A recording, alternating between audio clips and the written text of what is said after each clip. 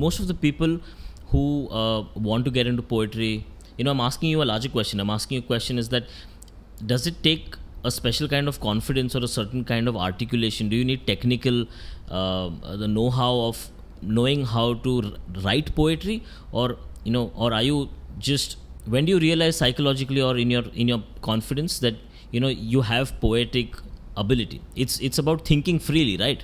Okay. Or am I wrong? Yeah. It's about thought. No, it's right. It's right. The thing is, once you start, see, I was telling you about reading aloud. Okay. Yeah. Reading aloud, I somehow got used to reading aloud, and also there were lots of, every morning I used to hear Suprabhata that would be played from the temple. Okay. And all these, Suprabhata, or there was this puja in the room, in the puja room, mantras, all those I would recite. Yeah. So I always loved reciting aloud, and what I would do is I would recite and dance along that. Keep steps, and whatever it was, whether it was Gayatri Mantra or Suprabhata or Kumarvyasa Bharata from the 15th century, whatever text it was, I used to do this, Yeah. So in a way, probably maybe I was listening to the sound all through, and it was so beautiful to recite. And sometimes, what I would do is I would break the line and add some other line so that the entire meaning changes, okay, of whatever I was reciting. Yeah. I was experimenting this, and I also translated, I used to just like that, for fun I would translate a lot of rhymes, children's rhymes, all that I would translate and say it in Kannada. And also, these small little poems, I would say it ulta, upside down, like not upside, line goes from left to right when you recite.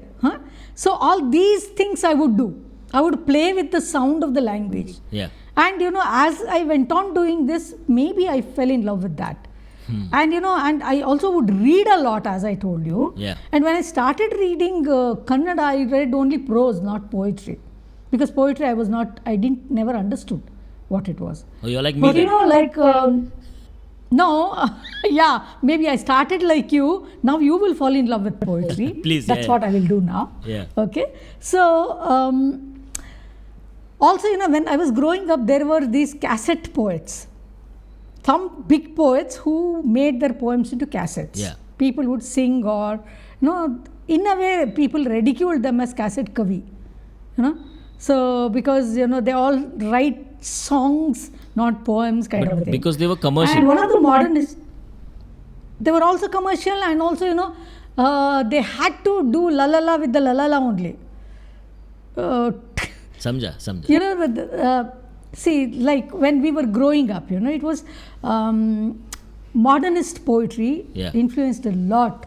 It was the time of modernist poetry where most of the Kannada poets were English teachers, and who read Eliot, Yeats and Auden and all that. And Gopal Krishna Adiga is one of the finest poets.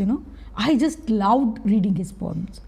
The way I got into his poems is I almost recited all his poems, everything I knew. But what did you take I would from recite. What is the key learning from this? Kavi ko kya kehna hai?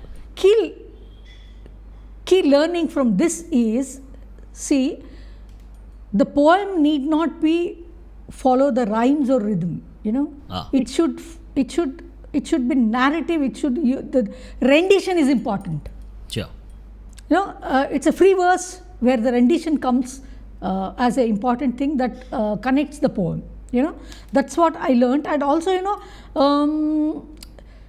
Adiga wrote a lot about, like Eliot he wrote, So it also showed me that history is important, for a poet. Oh, yeah.